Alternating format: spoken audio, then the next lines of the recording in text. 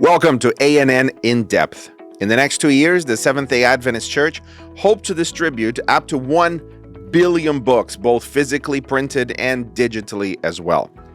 This is a very old book written by someone who is long gone, and it's still relevant today. Why should the church print and distribute millions upon millions of the great controversy books to the world?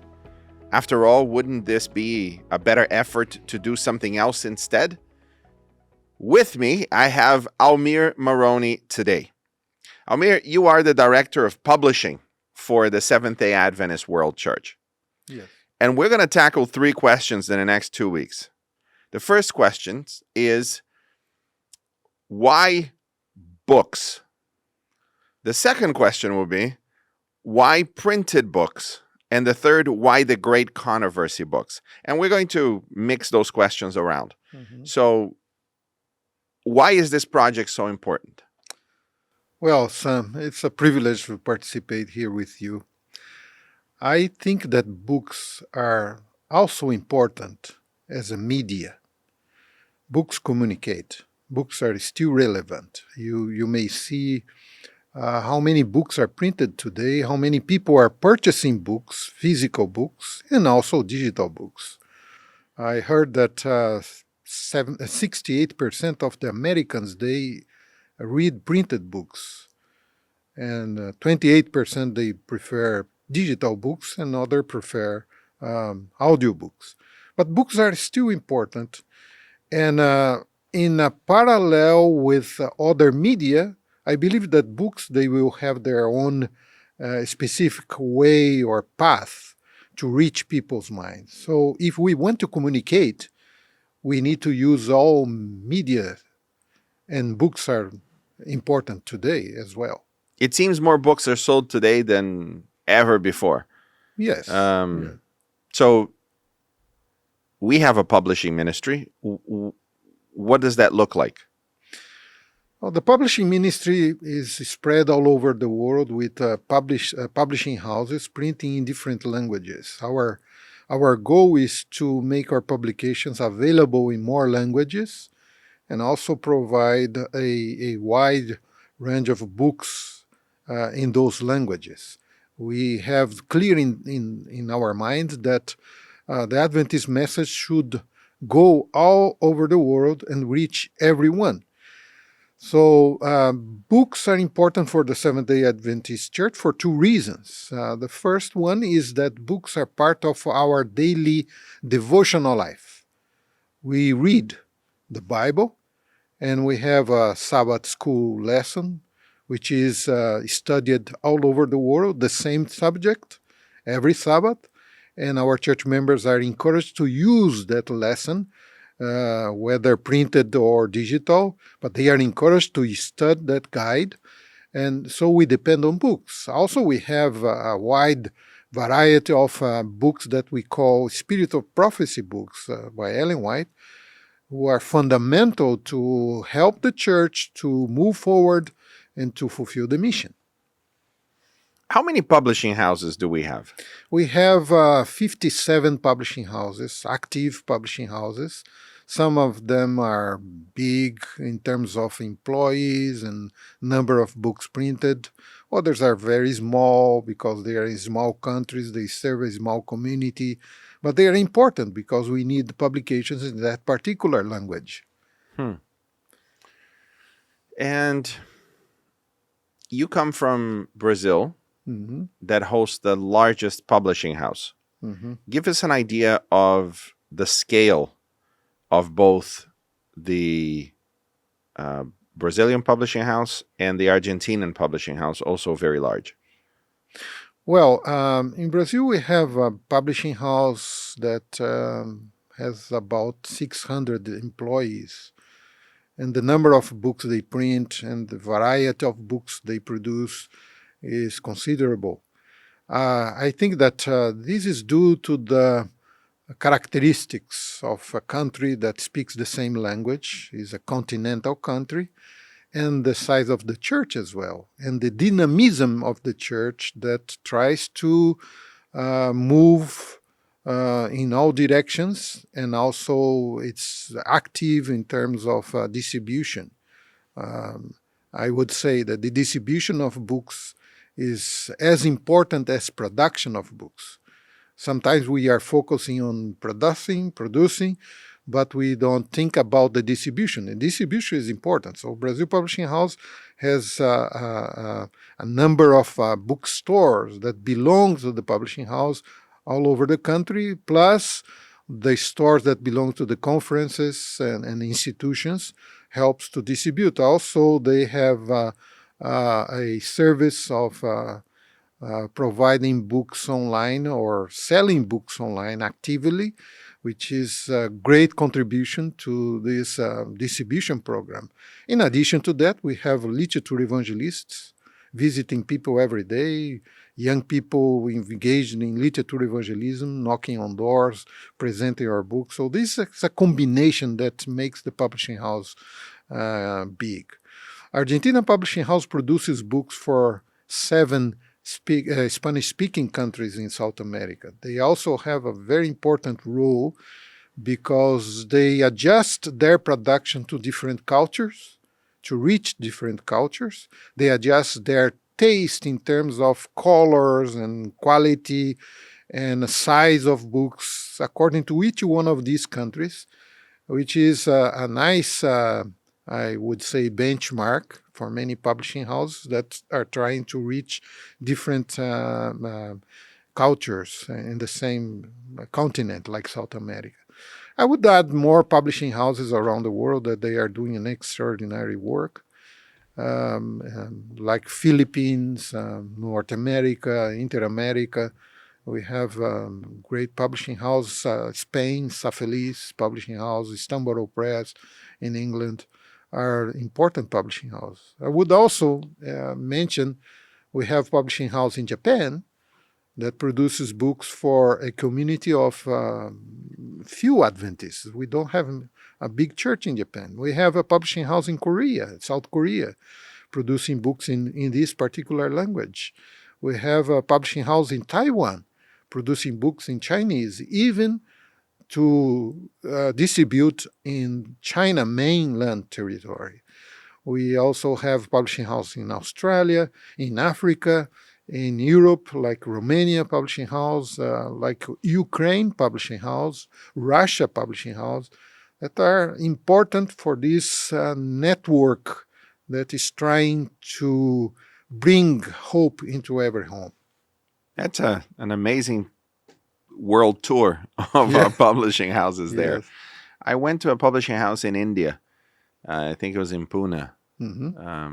Yes. I remember the people there also trying to print. With great Oriental difficulty. Watchman is the name of that publishing house. Okay. Yeah. Almir, let's talk about 2 things that came from what you just described. The first is the business model that is... Every region decides its business model for publishing. Sure. You mentioned that in South America, the publishing house has shops, their own shops where they can sell books. In other parts of the world, they follow a more car dealership kind of model where the manufacturer of the car, let's say Ford, they make the car, but you have local dealerships that will sell the car. And there are some countries that even have laws where manufacturers cannot have shops that directly serve the public. Yes. And then you have Tesla that has come in and said, no, we're going to have our own shops and we're going to sell. And they are outperforming everybody in terms of profits. Do you see a shift of business models? And how difficult is it? Because once you are... It takes a tremendous force to integrate all of these different entities together to maximize the impact of publishing. How do you see that struggle in different parts of the world? Well, I think that we struggle with the expectations of making income, which is important for an institution like a publishing house, because publishing houses are different from, let's say, Adventist radio or Adventist television network. Because publishing houses are established on the principle that the sales keep the publishing house running. In some areas of the world, it is possible because of the size of the church, like Brazil, North America, Mexico, and other big countries, or with a big membership. But in countries where we don't have that, so it's a challenge how to make enough income to keep producing. So if income helps you to invest or to reinvest, and invest money in distribution sometimes is for many areas of the world it's difficult because of the income that they have. They don't have income enough to invest money in distribution. So this is a circle that is not favorable to grow, you know. So this is a challenge that we face in some areas of the world. But I would say that back in 1870, if you study the Seventh-day Adventist history, and I love to identify some dates that are important for the publishing movement in the church. In 1870, the church initiated what is called tract society. What was tract society? It was placing our books in areas where people could access, come and purchase and distribute. So the previous to that, the books were produced in our publishing house, but they were there. And some leaders, they were expecting people to come and to purchase. But Tract Society opened our mind, telling us a lesson that the books should be where people are. And I would say, if we cannot have bookstores, Sam, we should have a bookstore in every church. How many churches we have around the world? Right. Every church should be a bookstore, whether to resell to church members, because this is not I'm not talking about business here. I'm talking about a ministry. Because the church, if the church is not purchasing books, church is purchasing other things. If we are not investing in reading, we are investing in other types of entertainment or reading. So churches should have their own depository of books, like the ancient Tract Society. So either a little shop or a library. Yes. In the minimum, a library. Yes. Which leads me to the next question. And we're going to get back to the Great Controversy book in a moment. Mm-hmm. Adventists are perceived in many parts of the world as sophisticated, wealthy, and often cold. So this more sophisticated, they're perceived as middle class or upper middle class, but the reality is very different. Most of our members are working class. Yes. To what degree have books played a part in this? And I'll clarify the question. This upward mobility is something that happens very often in Adventism because it's impossible for you to attend an Adventist church and not be encouraged to read. Mm-hmm. Every week, we come together to discuss what we studied in this Sabbath school lesson, right? And the reading at least of that lesson, if not the Bible passages and the Spirit of Prophecy books that we're encouraged to read, and read on the subject widely. And then you have books that are distributed for free. You have other books that are sold. So it is common for people to arrive at the Adventist church in different parts of the world completely illiterate. They never learn to read. In my own family, I had many adults that never learned to read. And then they started going to the church and suddenly they had to read because everything is reading. And they learn to read, and that immediately impacts someone's life. You start to think in abstract terms. You're able to articulate your thoughts more clearly. You're able to understand the world more. So there is this general sense of at least education that is brought by Adventists. And books are at the core of that process. Yes. What impact have you seen in people's lives, the ability to read, because we have a publishing ministry? Well, Sam, this is a deep question that probably should request a study, a more deep study. But by observing, especially young people, because during my ministry, I worked with many young people, especially those who aim to go to a university to study and to look for education. I have seen many of them transformed by the process of reading and also selling our books. This process has helped many, many thousands of young people that they left the, the places they were born, humble places, some of them from the countryside, some of them from the cities, but all of them aiming to progress, to get an education, and books that they read and books that they sold transformed their way of thinking and also how they face the challenges and pursue success. I think that there is a combination between books and education. And Adventist Church in some areas of the world try to invest in these two areas at the beginning. If you go back to our history, you see that two institutions were fundamental at the beginning. Education, schools, and publishing houses, books.